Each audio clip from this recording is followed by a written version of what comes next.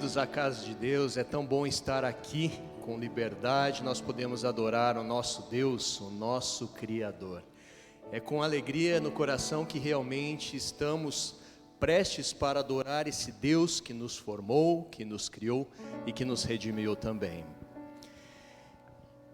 E pensando em gratidão ao nome de Deus por tudo que Ele fez por nós só podemos entregar o nosso coração a Ele, pois apenas Deus é digno de toda honra, todo louvor e toda glória.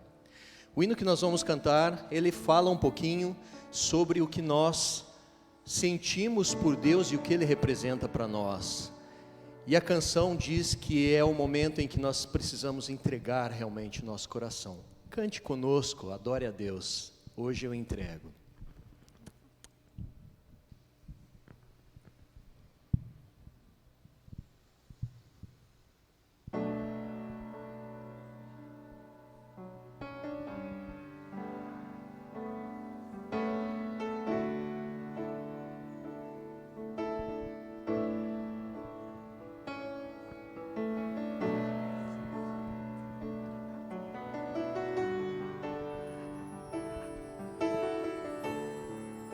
Vamos cantar o hino Maranata então. Tu és a minha luz, a minha salvação, e a ti me renderei. Se ao teu lado estou, seguro em tuas mãos, eu nada temerei.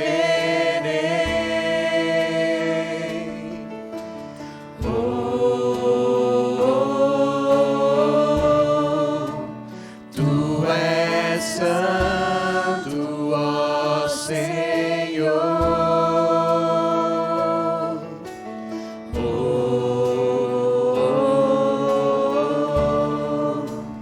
Tu és digno de louvor. Só em ti confiarei, eu nada temerei. Em frente eu irei, pois eu sei que vivo estás, e um dia voltarás do céu pra nos buscar, pra sempre reinarás. Aleluia.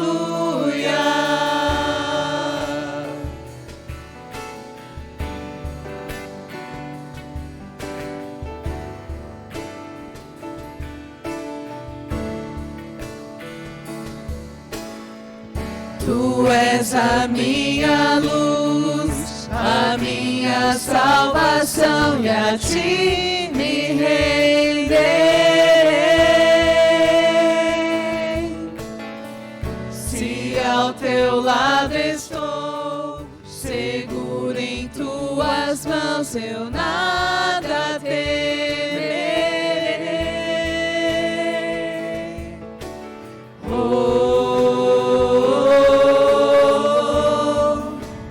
Tu és santo, ó Senhor.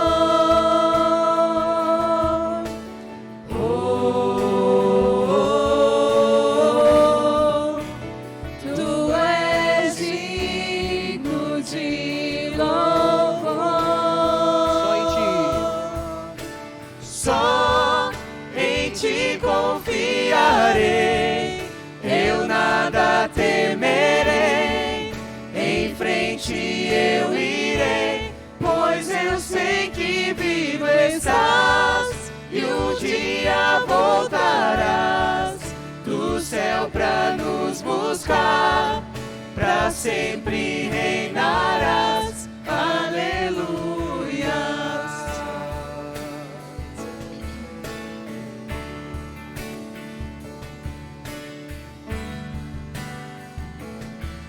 Entregue seu coração. Vem Jesus. Vem Jesus, vem Jesus, Maranata, ora vem Senhor Jesus. Jesus. Vem, Jesus. Vem, Jesus. Maranata, ora vem, Senhor Jesus. Cante. Vem, Jesus. Vem, Jesus. Maranata, ora vem, Senhor Jesus. Vem, Jesus. Vem, Jesus.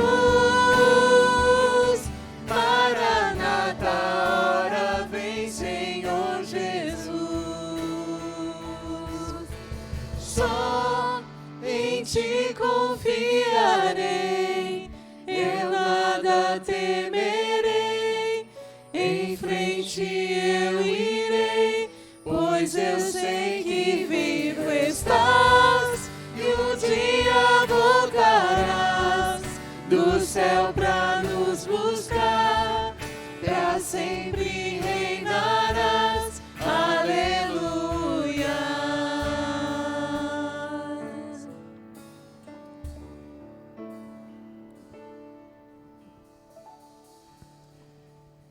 Confiante nessa promessa, confiante no poder de Deus, nós podemos entregar o nosso coração com confiança, sem medo, pois sabemos que nesse Deus, a quem nós confiamos, a quem nós entregamos o nosso coração, Ele nos ama, Ele cuida de nós. Entregue sua vida também.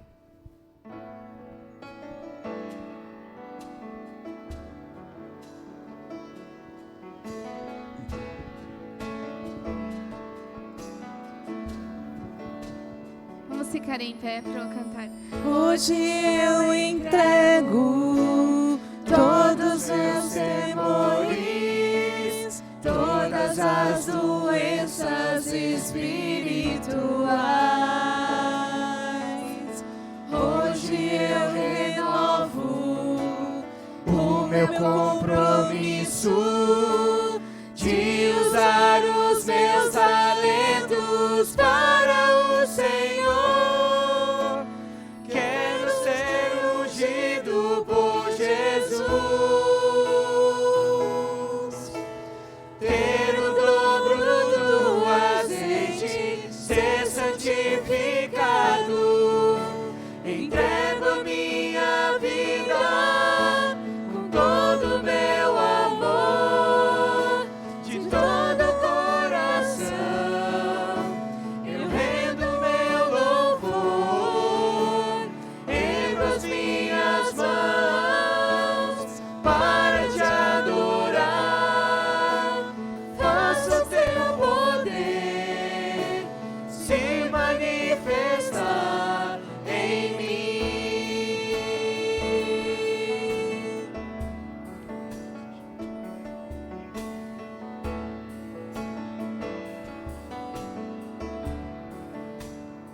Mais uma vez. Hoje eu entrego todos meus temores, todas as doenças espirituais. Hoje eu renovo o meu compromisso de usar os meus talentos para o Senhor. Quero ser ungido por Jesus, ter o dobro do azeite, ser santificado. Entrego minha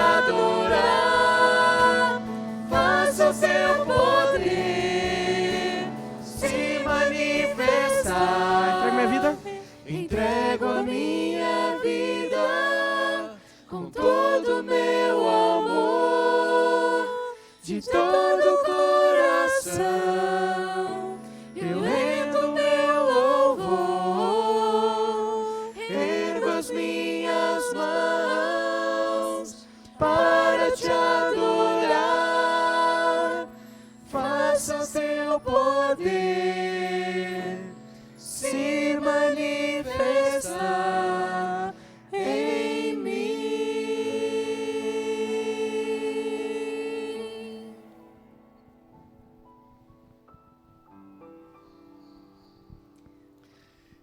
Com esse espírito de agradecimento, com esse espírito de reverência, vamos nos ajoelhar e falar com Deus.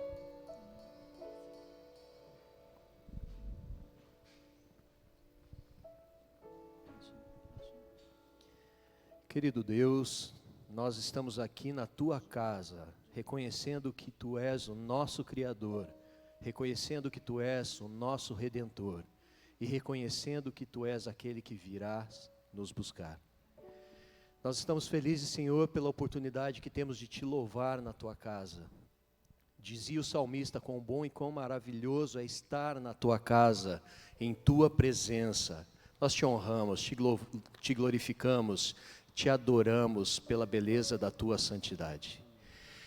Senhor, nós estamos necessitando muito de Ti, precisamos muito do Teu Santo Espírito. E é ajoelhados, em espírito de humildade, que nós pedimos que o Teu Santo Espírito venha sobre nós, nos unja e transforme o nosso coração. Abençoe ao mensageiro que trará a mensagem nessa noite, que possa ser iluminado por Ti, e que a palavra seja a palavra que nós necessitamos. Esteja conosco. Em humildade nós Te pedimos e Te rogamos, não que haja merecimento, mas nos méritos de Jesus. Amém.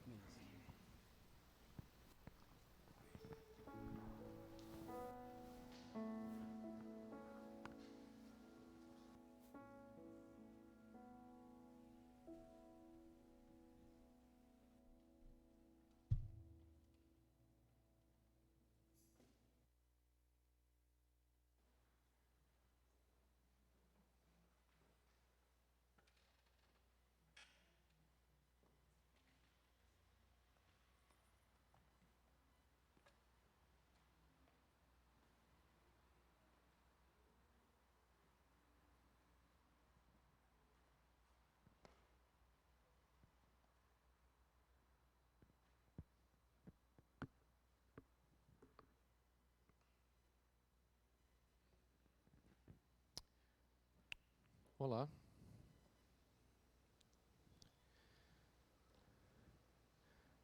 Hoje nós chegamos ao encerramento dessa nossa série sobre os mandamentos. E a ideia era explorar um pouquinho a essência de cada um deles, né? Então, sempre que a gente fala, principalmente dentro dos nossos estudos, dentro das nossas crenças, a gente tem um DNA meio apologético, né? Então a gente gosta de tratar das coisas a nível de defesa e ataque. Quando nós falamos sobre os mandamentos, a gente sempre tenta mencionar a validade deles, né? Então o assunto acaba se reduzindo a isso. Então nós falamos de uma forma geral sobre a validade dos mandamentos, e quando vamos falar especificamente sobre eles, a gente geralmente cai na questão do sábado. Falamos sobre o sábado, via de regra.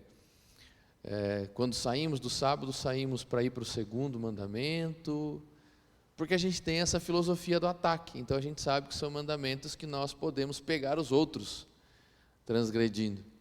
E a gente esquece um pouco da mentira, esquece um pouco da fofoca, esquece um pouco da maldade, esquece um pouco do desrespeito aos pais, porque essas são coisas em que nós tropeçamos. Então a gente deixa ali meio que encostadinho de canto. E muitas vezes nós não exploramos tanto os outros mandamentos porque nós achamos que eles têm sentidos superficiais ou significados superficiais. Então eu já sei tudo que há para saber sobre a questão de honra ao pai, sobre assassinato, sobre adultério, essas coisas assim.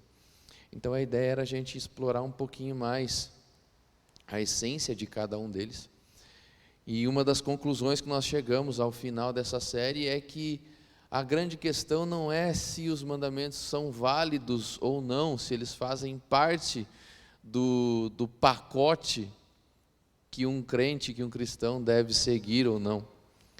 Se você perceber a essência dos mandamentos e tudo aquilo que nós discutimos e refletimos nesses nossos encontros, você vai ver que eles não são somente válidos, eles são necessários. Eles são mais do que válidos. Eles são necessários para que a gente viva aquilo que Deus pediu para nós vivermos. Existem N textos que são usados de formas tortas, a fim de distorcer a essência daquilo que foi falado pelos apóstolos especialmente, e Paulo em especial. Então as pessoas dizem, não há necessidade de 10 mandamentos, porque Paulo diz que o cumprimento da lei é o amor. E Paulo não está errado em falar que o cumprimento da lei é o amor. Obviamente Paulo não está errado. O que está errado é achar que Paulo tinha o intuito de anular a lei com essa fala, ou tirar os mandamentos de perspectiva, ao dizer que o cumprimento da lei é o amor. Ele simplesmente está reproduzindo um pensamento que não era cristão em essência, mas da própria religião judaica. O judaísmo nunca desassociou a obediência aos mandamentos do amor. Na verdade, essa era justamente a forma como eles expressavam o resumo de toda a lei. Então, Paulo não está trazendo uma teologia nova quando ele fala isso. E agora a gente precisa entender o que ele está falando dentro do seu contexto, dentro da sua cultura, dentro da sua sociedade, dentro da sua forma de crer. E basicamente a ideia é, filho, o cumprimento da lei é o amor. Mas a grande pergunta é, como amar? Como amar? Como manifestar o amor? Sem ser esse amor piegas de comédia romântica de filme pastelão, e sem ser esse amor distorcido das figuras caricatas de Deus que nós criamos com as nossas experiências religiosas. E sabe por que muitos tiram os mandamentos de perspectiva? Porque eles não só construíram em sua mente uma imagem de Deus, mas também construíram em sua mente uma definição de amor. Então você perceba que você não adora muitas vezes aquele Deus da Bíblia, a gente adora um Deus que nós criamos. E via de regra, esse Deus é construído à nossa imagem, à nossa semelhança, quando deveria ser o caminho contrário. E junto com isso nós criamos uma definição de amor que geralmente fica num campo confortável para mim. Essa é a maldição da lei dos homens, entendeu? Essa é a maldição das coisas criadas por homens, porque as coisas que foram criadas por homens geralmente são muito confortáveis para aqueles que as criaram. Peça para alguém criar uma lei sobre trânsito, um exemplo, e você verá que dificilmente ele vai pegar aquilo que ele faz de errado e colocar como transgressão daquela lei que ele está criando. Nós criamos leis, regras, definições que se enquadram em nossa forma de viver, e os mandamentos eles vão no caminho oposto a isso. Os mandamentos não estão ali para serem enquadrados em minha vida, mas eu estou aqui para moldar a minha vida segundo a lógica dos mandamentos. É assim que Deus quer que aconteça. Portanto, numa sociedade onde a visão de Deus é distorcida, onde as definições de relacionamento, de sentimento, de amor são completamente distorcidas, os mandamentos não são só válidos, eles são necessários para que nós tenhamos em mente aquilo que Deus considera amor. E aquilo que Ele entende que são as expressões do amor, a forma de se amar alguém segundo a ótica de Deus. É por isso que eles estão aqui. Por isso ele dividiu em duas partes. Também não foi Jesus quem criou essa teologia no Novo Testamento. Mas isso também tem uma raiz muito mais antiga do que o cristianismo em si. A própria Torá já dividia a lei em duas partes. Ame a Deus, ame o próximo. E as definições do amor a Deus, ou a forma de expressar o nosso amor a Deus, estão expressas na primeira tábua. E a forma de manifestar o amor que nós temos ao nosso semelhante estão expressas na segunda tábua. Essa é a ideia. E por fim nós chegamos então ao último mandamento. Então você pode abrir a sua Bíblia em Êxodo capítulo 20. Nós vamos ler o verso 17. É o 10º de todos os mandamentos. E é interessante porque ele é questionado por algumas razões. Primeiro porque existe uma interpretação baseada no livro de Deuteronômio, especialmente, que diz que o 10º mandamento, na verdade, são 2 porque ele está escrito e expresso em 2 parágrafos no livro de Deuteronômio. Então, o primeiro seria: não cobice a mulher do próximo. E depois, o seguinte seria: não deseje as coisas alheias. E na versão de Deuteronômio é interessante porque são 2 verbos diferentes: cobiçar e desejar. Não são verbos iguais. Em Êxodo nós temos o mesmo verbo para as 2 coisas, em Deuteronômio os verbos são diferentes. Fato é, ele encerra o decálogo. E o grande questionamento é: como mensurar a quebra do 10º mandamento? Porque ele não é expresso em ação, ele é expresso em sentimento, ele não fala sobre uma ação objetiva, ele trata da subjetividade da coisa. Porque ele diz assim: não sinta desejo pelo que não lhe pertence. Como é que você vai mensurar isso? Como é que você vai julgar, avaliar essas coisas? Talvez o lugar onde ele esteja ajude a gente a entender algumas coisas. Como eu falei, existem 2 verbos importantes ali. O primeiro verbo é o verbo hamad, que é o verbo desejar. Ele aparece 2 vezes em Êxodo, 1 vez em Deuteronômio. Então, aqui estão as 2 vezes em que ele aparece. Êxodo capítulo 20, verso 17, diz assim: não cobiçarás a casa do teu próximo, não cobiçarás a mulher do teu próximo, nem o seu servo, nem a sua serva, nem o boi, nem o jumento, nem coisa alguma que pertença ao teu próximo. Na versão de Deuteronômio não é a casa que aparece primeiro, é a mulher. Não cobice a mulher do teu próximo, e depois ele coloca as coisas em segundo plano. Há uma pequena variação, há uma pequena alteração. E esse verbo significa o que, afinal de contas? Ele significa desejo. Desejo. A projeção da vontade, a projeção do desejo de tomar algo para si, de apropriar-se de alguma coisa. Essa é a ideia básica do verbo. Ele aparece centenas de vezes no Antigo Testamento. Tá? Ele é um verbo muito usado. Porém, ele tem algumas aplicações muito específicas. E existem pelo menos 4 textos que são bem interessantes. Êxodo capítulo 34, verso 24, Deuteronômio capítulo 7, verso 25, Josué 7, 21 e Miqueias 2, 12, onde estes desejos, eles não estão associados somente a sentimento, mas são desejos que impulsionam ou que fazem com que a pessoa haja em função daquilo e tome o que não lhe pertence, e tome o objeto desejado para si. Então veja, não é somente um sentimento, mas essa especificação, ou essa proibição do 10º mandamento, é relacionada àquele desejo que vai impulsionar a pessoa a tomar aquilo, a pegar, a apropriar-se. Então não é um desejo que fica somente restrito a um desejo, ele é algo que começa pelo sentimento, que começa pela vontade, mas desemboca numa atitude, numa ação. Ele é executado, não fica só no campo da subjetividade, entendeu? Ele vai para a objetividade, ele traduz-se em ação, ele se manifesta em ação. Existe um escritor que eu gosto bastante, chamado Bever Childs. Ele diz assim: embora seja equivocado presumir que toda a aparição do verbo em voações contra o próximo, parece que a força do mandamento está aí. Ele é o desejo sobre aquilo que pertence a outra pessoa, entendeu?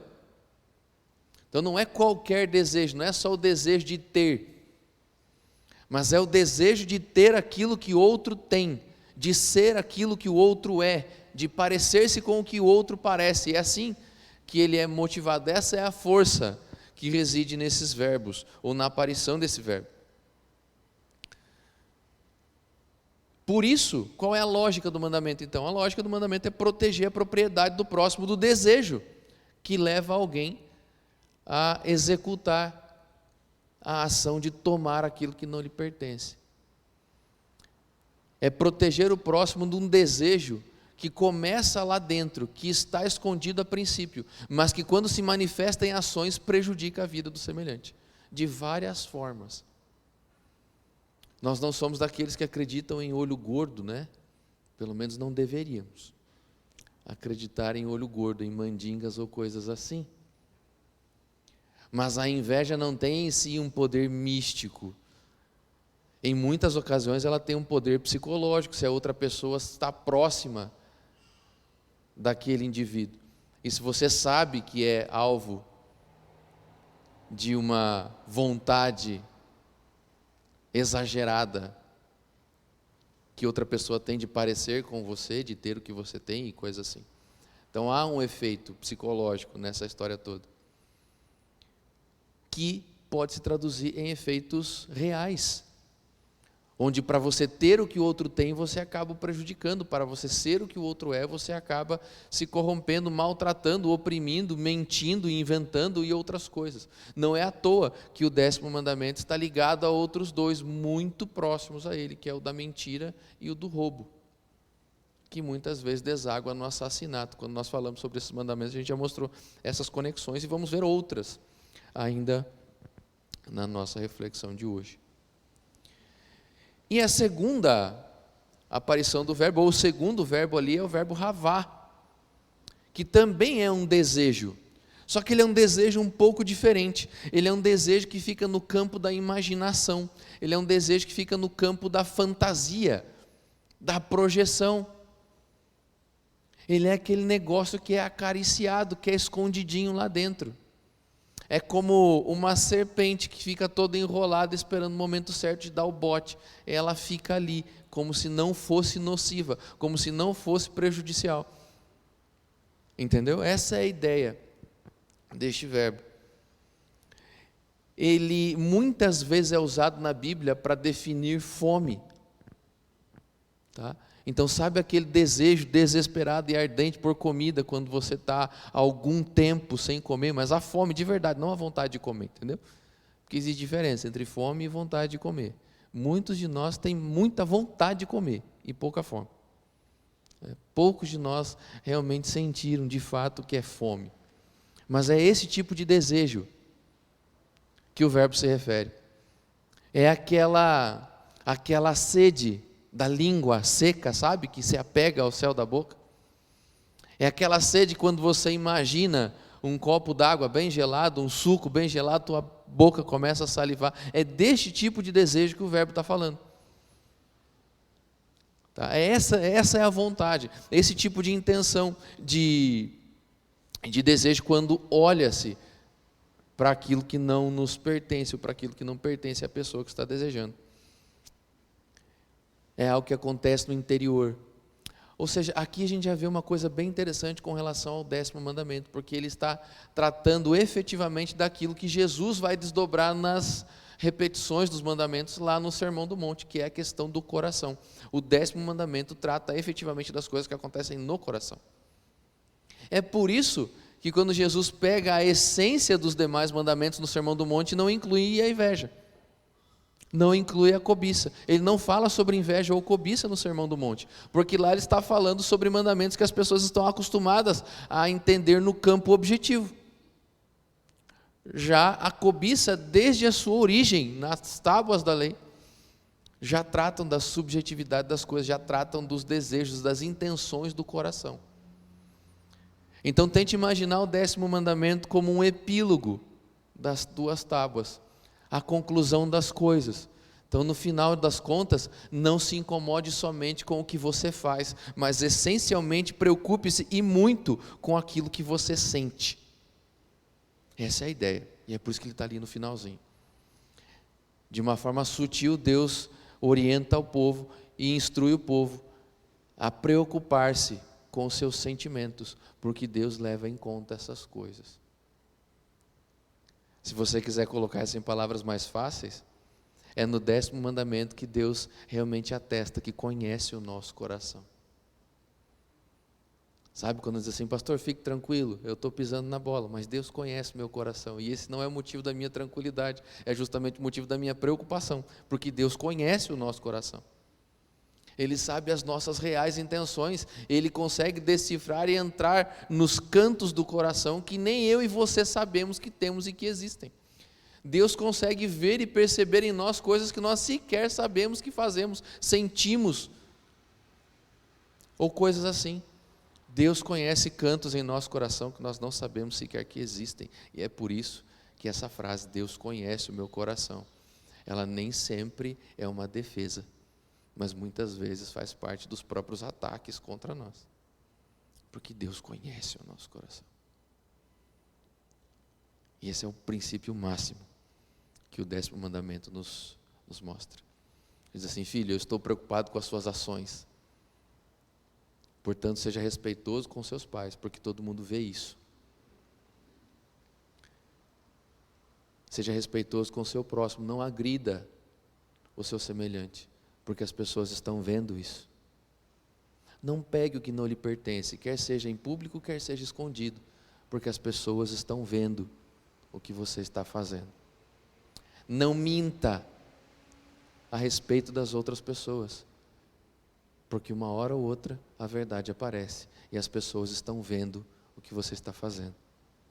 Agora, no 10º mandamento, ele diz assim: filho, não deseje e não acalente inveja, avareza ou cobiça dentro do seu coração, porque as pessoas não estão vendo, mas eu estou vendo. Essa é a essência do 10º mandamento. Bom, o que você vê quando você junta os dois verbos, como aparece em Deuteronômio? Que na junção deles, você vê um desejo apaixonado, e essa complexidade é crucial para entender a força e o significado do mandamento. Ou seja, o foco dele está no elevado senso, o sentimento de avareza, cobiça, que conduz a ações que tomam aquilo que não pertence, que prejudicam as pessoas, que fazem mal a outros, que tiram de nós os escrúpulos, que tiram de nós a honra, e outras coisas mais perigosas do que isso. Um grande sábio judeu chamado Maimônides diz o seguinte: o desejo por algo pode se tornar forte a ponto de dar origem a um esquema para obter o que se quer. E ele não irá parar de implorar para o proprietário vender ou trocar algo que está sendo desejado por uma coisa mais valiosa ou melhor. Se a pessoa age assim, ela não quebra somente a proibição de cobiçar, mas também a sua persistência e estratégias podem invadir e prejudicar a vida do seu proprietário. É aquilo que eu disse em outros momentos. A quebra do 10º mandamento abre caminho para a quebra do 8º mandamento, que abre caminho para a quebra do 9º mandamento, que abre caminho para a quebra do 6º mandamento. O desejo pelo que não te pertence vai abrir caminho para você tomar o que não lhe pertence, que é o roubo. Que vai abrir caminho para você criar mentiras, para tentar se livrar da culpa. E se por fim, se nada disso adiantar, vai abrir caminho para que você atente contra a vida do teu semelhante. E assim a coisa acontece. Nós teríamos vários exemplos para trabalhar, mas eu quero trabalhar com um só. Davi, no seu adultério com Batseba. Tudo começou pela cobiça, pelo desejo, por alguém que não lhe pertencia, que pertencia a outro. E se você quiser juntar isso com os pecados capitais, que é uma outra história, já começa pela preguiça, pela luxúria e por outras coisas que estavam permeando a vida de Davi. Mas como nós estamos falando especificamente sobre os 10 mandamentos, a coisa com Davi começa através da cobiça. Ele deseja a mulher que não pertence. E aí acontece justamente isso que Maimônides fala. Ele começa a criar estratégias, esquemas e planos para que ele tenha aquilo que ele não pode ter. E quando enfim ele consegue ter aquilo que ele não pode ter, e aqui você tem a quebra do 7º mandamento, ele adultera com Batseba. Agora ele tem que resolver o problema. E ele vai criar um novo plano, um novo estratagema, chamando Urias de volta para a guerra, ou de volta da guerra. Convence, ou tenta pelo menos convencer Urias a ir para casa, para deitar-se com sua esposa, para que então a gravidez dela fosse colocada na conta dele, para que aquilo ficasse escondido. Cria uma série de ideias de mentiras para que a coisa funcione. Não funciona, porque o pior inimigo de um indivíduo como Davi estava se portando naquele momento, é alguém com honra, é alguém com princípios, é alguém com valores. Que era o caso de Urias. Urias estava ali como alguém digno, dizendo assim: ó, quem sou eu para vir festejar e para vir regalar-se com a minha esposa em casa, com os meus soldados lá no campo de batalha. Essa frase teria que sair da boca de Davi, não de Urias. Mas é da boca de Urias que nós vemos, ou ouvimos, melhor dizendo. Ele embebeda Urias, na esperança que Urias vá para casa, mas os princípios e os valores de Urias eram tão fortes que ele dorme na escadaria do palácio, e não vai. E como eu disse, um pecado abre caminho para outro pecado. E a história acaba em morte, quando ele envia a sentença de morte de Urias, pelas mãos do próprio Urias, até Joabe. Cobiça, adultério, mentira, assassinato. Agora eu espero que você entenda quando Tiago diz: pois aquele que tropeça em um, é culpado de todos. Porque um pecado abre caminho para outro pecado. Assim como a fidelidade em um ponto abre caminho para a fidelidade em outro ponto. A perseverança e a fidelidade abrem caminho para a perseverança e para a fidelidade.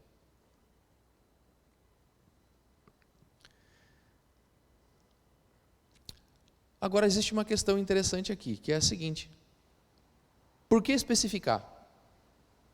É mais fácil o mandamento dizer assim: não cobice nada. Ponto. Mais simples. Sim ou não? Mas por que separar? Por que criar categorias de coisas? E tanto o 10º mandamento quanto o 4º mandamento possuem categorias de coisas, né? Em que você deve prestar atenção. E aqui nós temos 3 categorias de coisas, embora tenham mais coisas relatadas, mas nós temos 3 categorias que não devem ser cobiçadas: pessoas, animais e casas. Essa é a ideia. Por isso, não cobice a mulher do teu próximo, nem o servo, nem a serva do teu próximo. Depois, não cobice os animais do teu próximo. E terceiro, não cobice a casa ou o campo do teu próximo. São 3 categorias de coisas que representam o estilo de vida daquela comunidade, o estilo de vida daquela geração. São itens básicos de uma família, que constituem um ambiente familiar, um ambiente doméstico, uma casa, um estilo de vida. É difícil a gente entender a ideia de encarar pessoas como propriedades. A impressão que dá é isso, né? Que o mandamento está tratando pessoas como propriedades, que o mandamento é machista, afinal de contas ele está falando da mulher que pertence ao marido. Mas não é esse o contexto da coisa. Não é essa a ideia. E a gente também não pode ser anacrônico a ponto de tentar interpretar o mandamento à luz da nossa sociedade, da nossa cultura atual. Isso não faz o menor sentido.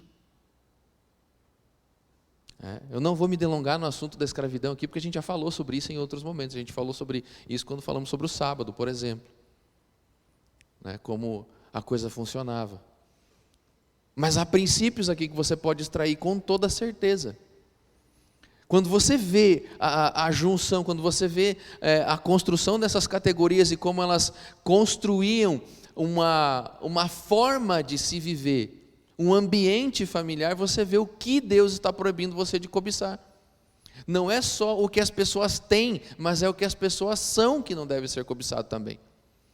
Muitos de nós se vangloriam por não cobiçar o que pertence aos outros, mas nós cobiçamos a vida alheia, não o que pertence ao próximo, mas o que ele é.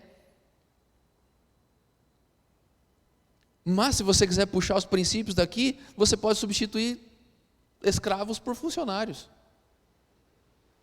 Esposo e esposa por relacionamentos. Propriedade por propriedade mesmo. Sabe, a gente vai na casa das pessoas, fica babando no que as outras pessoas têm, e parece que você não vai ser tão feliz quanto ela se você não tiver a casa que ela tem, os copos que ela tem, os jarros que ela tem, o lustre que ela tem, o tapete que ele tem, o carro que ele tem, como se isso fosse a razão da felicidade dessas pessoas. Nós cobiçamos relacionamentos. Como eu queria que meu marido fosse daquele jeito. Como eu queria que minha esposa fosse daquele jeito. Como eu queria que meu filho fosse daquele jeito. Como eu queria que a minha namorada fosse assim. Como eu queria que o meu namorado fosse assim. E assim por diante, nós cobiçamos relacionamentos. Porque de longe tudo é perfeito. Você sabe por que a grama do vizinho é mais verde? Porque ela está longe. É por isso que ela é mais verde, porque ela está longe.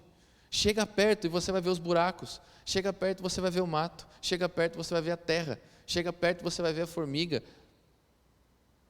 Tudo que está distante parece mais perfeito, porque você não tem como ver as falhas. As falhas são perceptíveis quando você está próximo. Quem está lá nos últimos bancos e quem está assistindo de casa na câmera não consegue ver se existem manchas no meu paletó. Se existe alguma penugem, algum fiapo, alguma coisa assim, porque está muito longe. Mas de perto eu consigo ver o que tem de errado. E é por isso que a grama do vizinho é sempre mais verde. Por isso que aquele casamento é sempre mais bonito. Por isso aquela casa é sempre mais organizada. Por isso aquele filho é sempre mais educado. Porque você não está perto dele o dia todo. Porque você não convive com aquele ou com aquela o dia todo. Porque não é você quem limpa e quem organiza aquela casa. É por isso que é sempre melhor. E dentre outras razões para você não cobiçar, essa é uma delas. Porque é burrice. Porque você está cobiçando algo que você nem sabe o que é, porque você não acompanha a realidade daquilo. Também é uma projeção. Você está cobiçando não aquele relacionamento que você sabe que é, mas como você imagina que ele é, a partir do pouco que você conhece a respeito dele. Você cobiça aquele filho ou aquela filha a partir do pouco que você conhece, e isso fez com que você projetasse uma imagem na sua cabeça. Você construiu algo que muitas vezes sequer é real. É insano. É insano. Porque tudo acontece dentro da cabeça. E isso muitas vezes se torna incontrolável. Porque a gente deixa a mente devagar. A gente deixa a mente projetar e criar imagens e ilusões que não são reais. E aí depois você se frustra.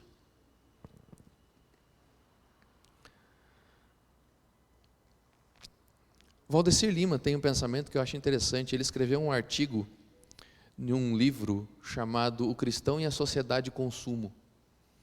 E é interessante porque a cobiça está muito relacionada ao consumismo também, né? Ela é a manifestação moderna, ou o consumismo seria a manifestação moderna das consequências da cobiça e do desejo desenfreado por ter as coisas, por parecer com aquilo que nós não somos de fato. E ele diz assim: comparando algumas épocas, percebemos que até certo ponto algumas sociedades inspiravam-se em referências dos seus propósitos, como o pai, o rei, o juiz, o sacerdote e Deus, por suas qualidades superiores. Mas o que se imita hoje em uma sociedade consumista é apenas o outro. O que se deseja nessa situação é apenas ser igual ao outro, ter o que o outro tem.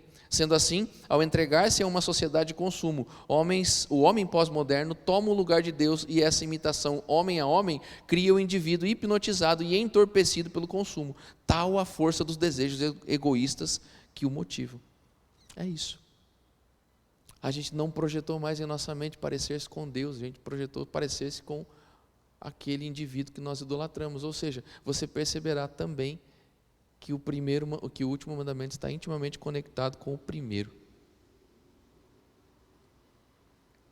E como os outros mandamentos, ele também tem seus desdobramentos. Uma série de leis foram criadas a partir da proibição da cobiça, do desejo por aquilo que não lhe pertence.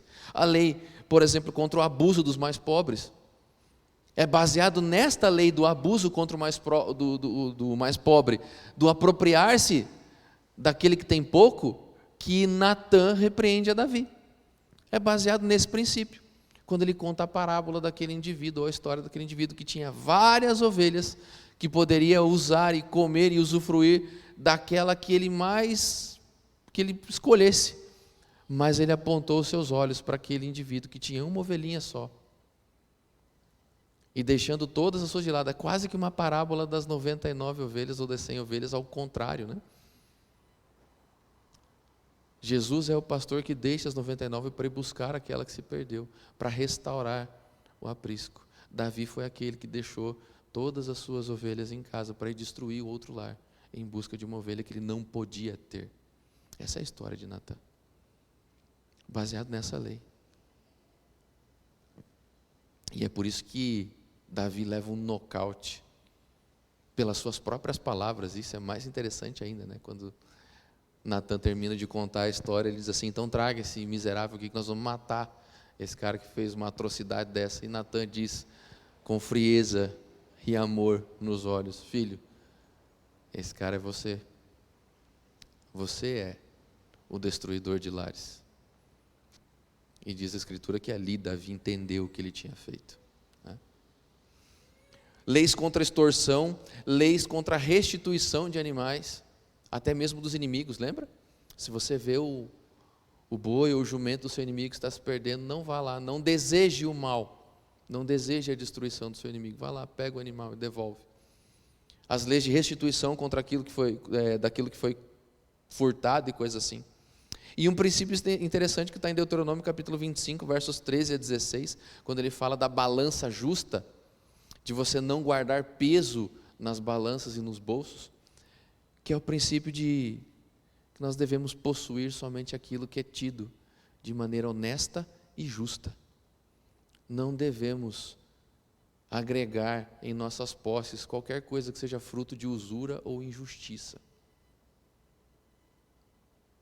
E aqui a gente já pode ver quanta coisa nós temos para pedir perdão a Deus. Quantas coisas foram acumuladas em nossa vida com balanças de injustiça.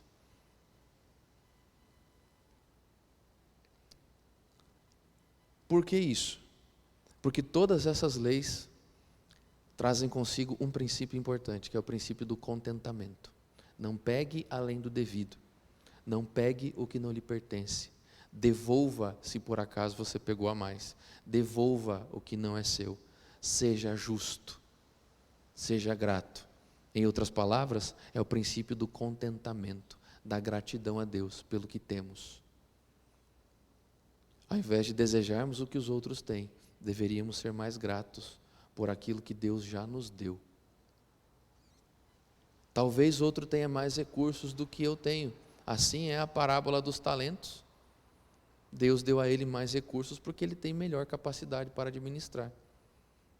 Um dia eu posso chegar lá, se tiver condição de fazer isso. Talvez não. Há injustiça nesse processo todo? É claro que há, a gente está no mundo de pecado. Mas a injustiça não é desculpa para a ingratidão. A injustiça não é desculpa para a ingratidão.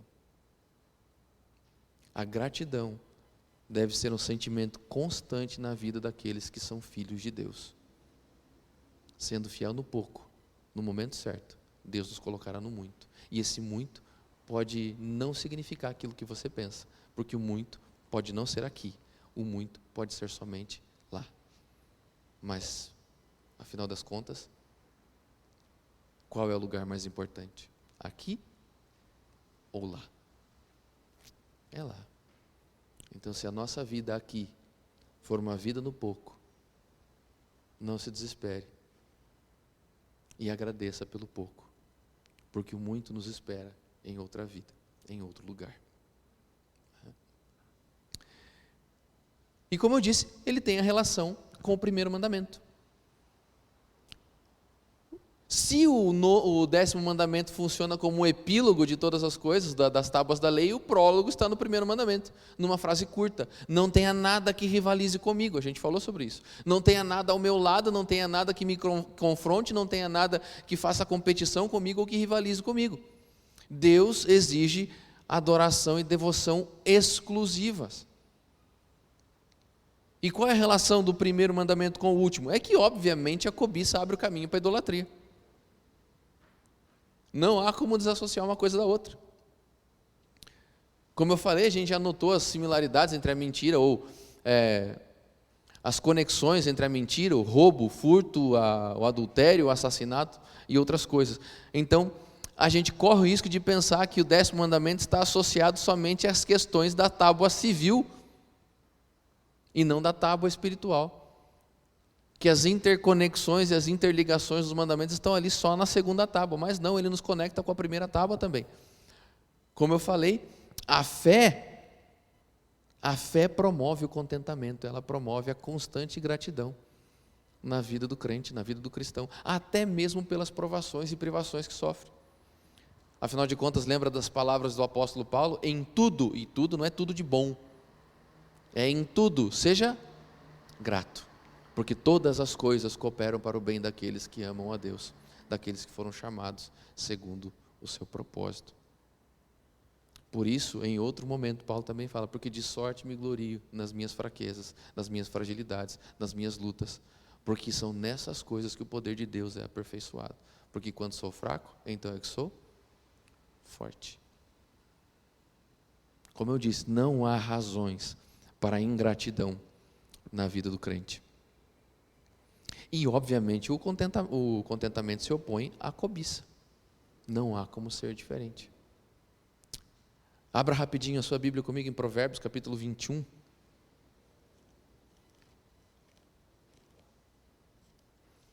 Provérbios, capítulo 21, verso 26.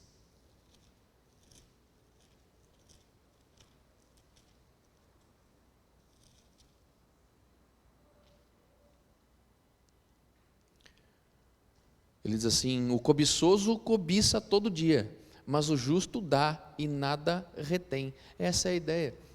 Porque o justo é grato, ele não se prende às coisas, ele compartilha, ele não deseja, ele entrega. Mesmo quando tem pouco, mesmo quando não é abastado. Porque a alegria dele não está naquilo que ele tem, mas naquilo que ele é através de Deus e naquilo que ele pode proporcionar a outras pessoas. Nos seus clamores, nas suas angústias, Jó fala algo parecido.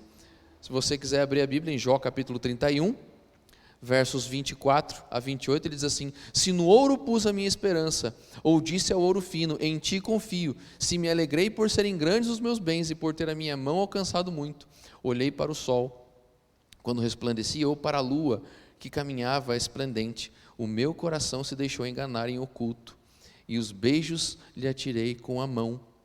Também isto seria delito, a punição de juízes, pois assim negaria eu ao Deus lá de cima.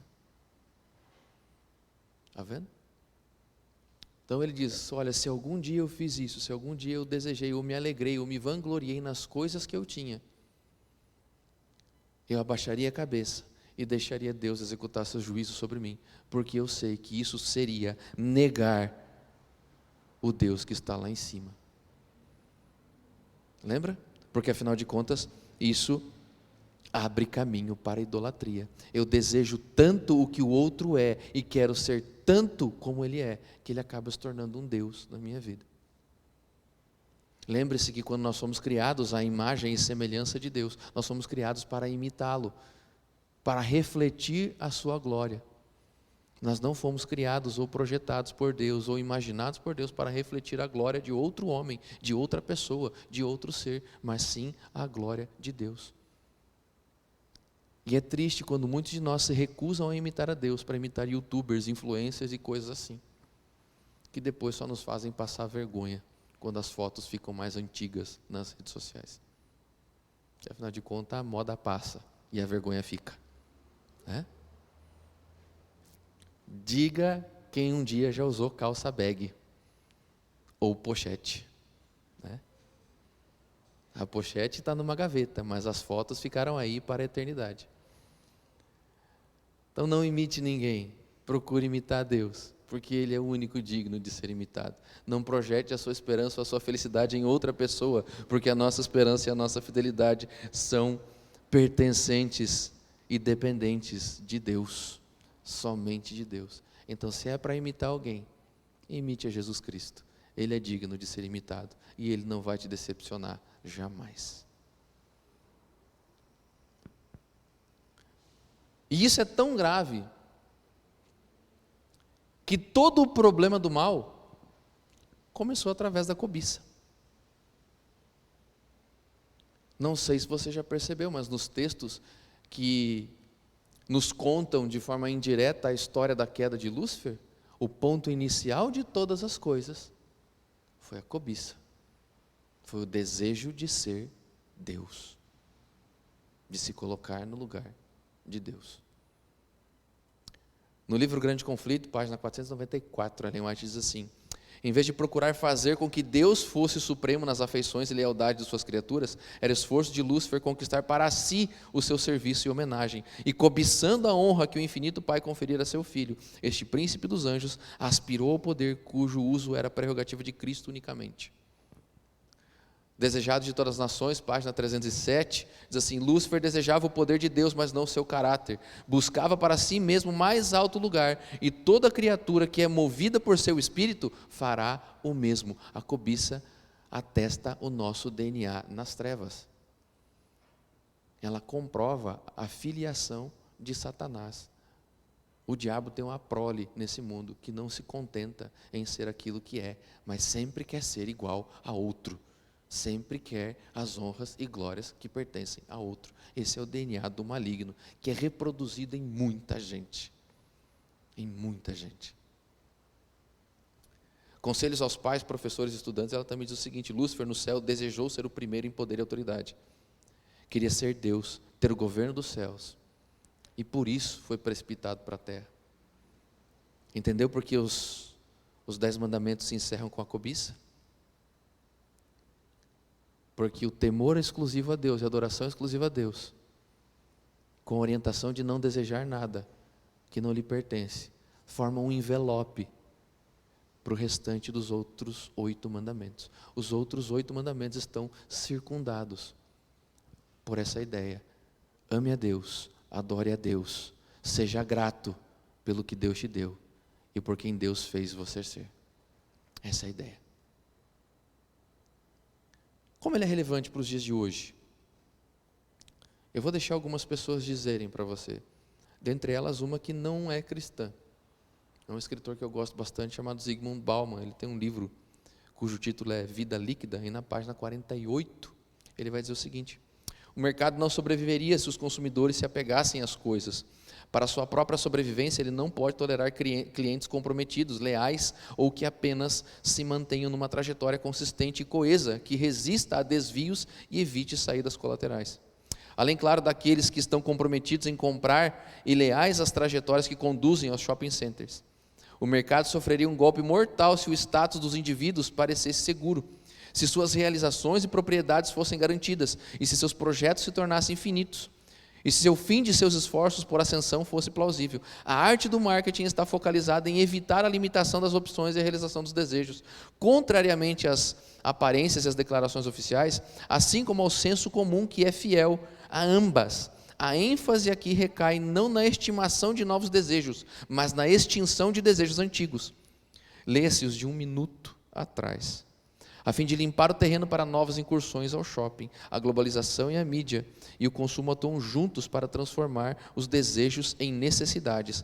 Diante desse quadro, o cristão é chamado a viver a verdadeira contracultura, e assim por diante. Entendeu a ideia? Nós estamos imersos, submersos na cultura do desapega. E nós fomos doutrinados por essas coisas, a desapegar-se. Não é adquirir novas coisas, mas é desprezar aquelas que já tivemos. Isso é ingratidão, entendeu? A gratidão não exime você do crescimento, a gratidão não anula o crescimento. O problema da ingratidão não é a vontade e o desejo de continuar crescendo, mas é de desvalorizar, desmerecer, abandonar ou rejeitar aquilo que um dia te pertenceu. O problema disso tudo é que o nosso relacionamento com as coisas foram transferidos para relacionamentos com as pessoas. E na mesma cultura do desapego das coisas, nós aprendemos a desapegar-se das pessoas. E por fim, aprendemos a nos desapegar de Deus. A gente tem hoje um OLX de pessoas.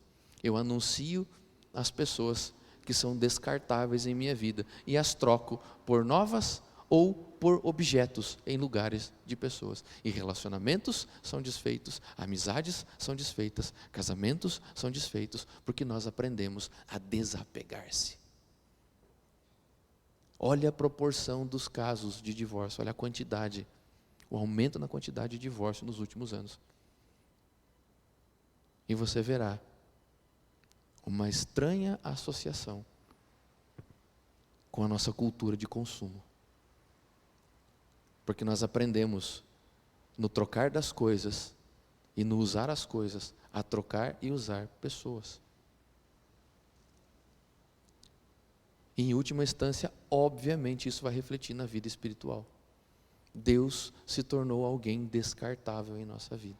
E nós trocamos a Deus por qualquer outra coisa que pareça que tem condição de ocupar os seus espaços. Entendeu por que o primeiro mandamento está conectado com o último? Porque ele diz assim: filho, não tenha nada diante de mim, nada que rivalize comigo, nada que me substitua. Deus não pode ser colocado num brechó, no mercado, à venda. Porque Ele é exclusivo, Ele é único. E Ele é inestimável.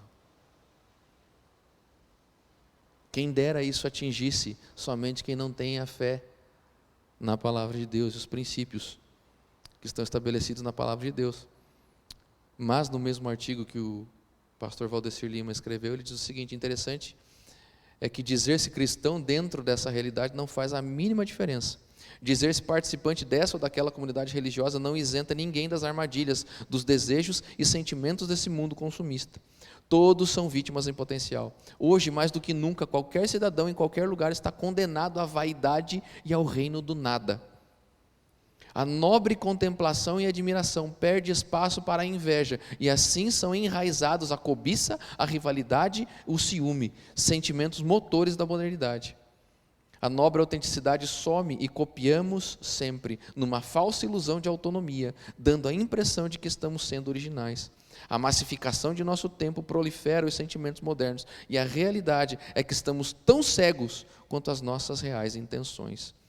Já dizia o profeta: enganoso é o coração mais do que todas as coisas, e perverso. Quem o conhecerá? Jeremias capítulo 17, verso 9. Infelizmente, a nossa vida religiosa também tornou-se uma vida de consumo. Por isso, muitos de nós deixaram de ser adventistas do sétimo dia para se tornarem eventistas do sétimo dia. Porque o culto tornou-se um lugar de consumo. A religião se tornou um cardápio, onde eu pego só aquilo que eu quero. E se o culto não for do jeito que eu quero, se a mensagem não for do jeito que eu quero, se a música não for do jeito que eu quero, se a recepção não for do jeito que eu quero, se o pastor não me cumprimentar do jeito que eu quero, se o ancião não me tratar do jeito que eu quero, assim eu pego, junto as minhas coisas e vou embora comprar em outro mercado. Vou para outra loja que atinja os meus anseios, que sacie os meus sentimentos. Porque afinal de contas, não é Deus que eu procuro, e sim sentimentos, sensações e emoções. E eu vou, como todo bom consumista, onde vende mais? Barato. Então, quanto menos compromisso eu puder ter, para mais poder adquirir, assim eu farei. Quanto menos sacrifício para conservação, e quanto mais disponibilidade de troca, mais fiel se torna o público. E assim como eu troco de roupa, eu troco de casa, eu troco de igreja, eu troco de religião, eu troco de Deus. Por isso, em última instância, a quebra do último mandamento conduz à quebra do primeiro. Porque aquele que ama a Deus sobre todas as coisas, amará também a forma como Deus conduz a sua vida. E será grato, tanto no pouco quanto no muito. Porque ele sabe que os filhos de Deus não são definidos pelo que têm, mas sim pelo que são. Por fim, e em tese, para resumir todas as coisas, o que o 10º mandamento nos ensina é justamente isso: preocupe-se menos em ter e preocupe-se mais em ser. Mas não é ser qualquer coisa, é ser a imagem e semelhança de Deus. O resto é complemento.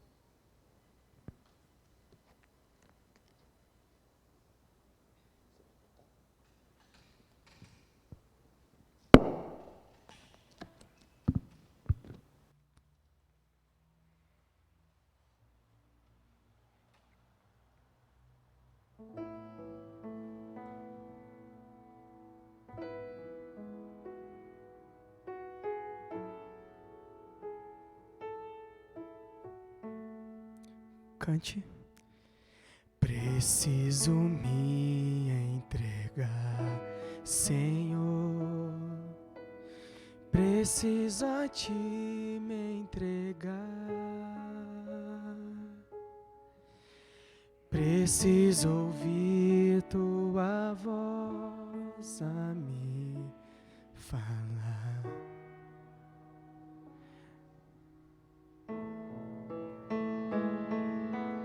Não tenho nada a te oferecer, somente um coração impuro e pecador. Mas aqui estou, me aceita, Senhor. Cante com o coração. Toma os meus pensamentos, meus dons e meus bens.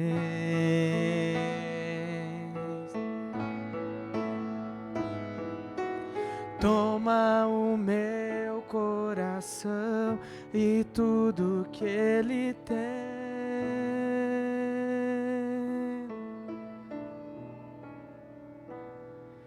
Renova, Senhor, meu viver.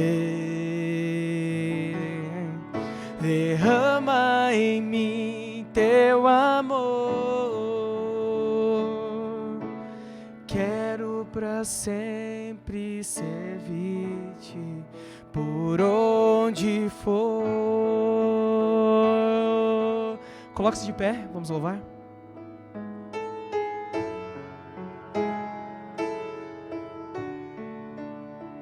Cante. Preciso me entregar sem... Fale com Jesus nesse momento. Preciso a Ti me entregar. Preciso ouvir Tua voz a me falar.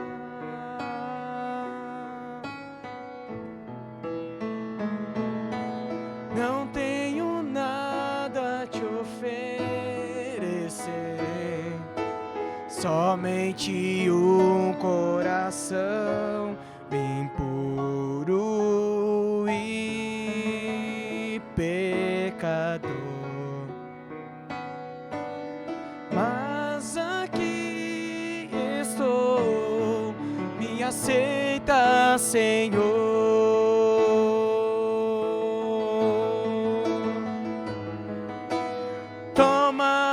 Meus pensamentos, meus dons e meus bens.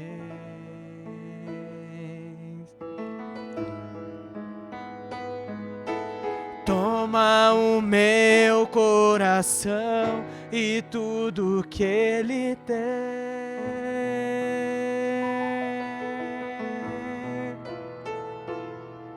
Renova, Senhor, meu viver. Derrama em mim teu amor. Derrama em mim teu amor. Quero pra sempre servir-te por onde for.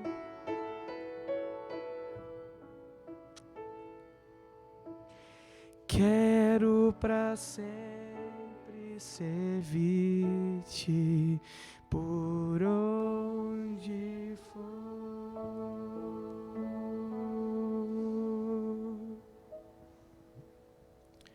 Dentre as muitas razões pelas quais Deus nos chamou, uma delas é para que a gente dê ao mundo uma alternativa para como viver. E se o mundo está desesperado por ter, seja você aquele que vai ensinar o mundo a entregar, não a receber, e sim a dar. Não a ser servido, mas sim a servir.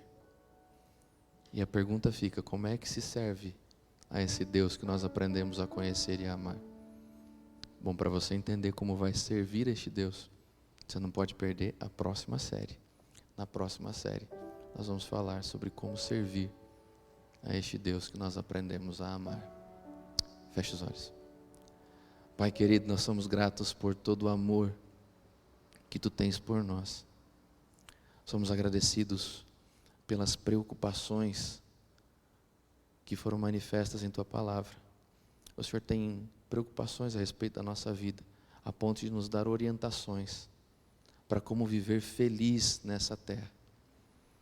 E a gente sabe, segundo as palavras do salmista, quão felizes são aqueles que guardam os Teus mandamentos, que seguem os Teus estatutos e obedecem os Teus juízos. Então, Pai, por favor, nos ajude a manifestar a nossa gratidão a Ti, através da obediência aos Teus mandamentos, para que a nossa vida vá bem, para que os nossos sofrimentos sejam amenizados, até que Jesus venha. Que o Senhor coloque em nosso coração esse constante senso de gratidão, Pai, e que a gente reconheça a Tua mão em todos os momentos da nossa vida. É o que nós pedimos, agradecidos em nome de Jesus. Amém. Boa semana.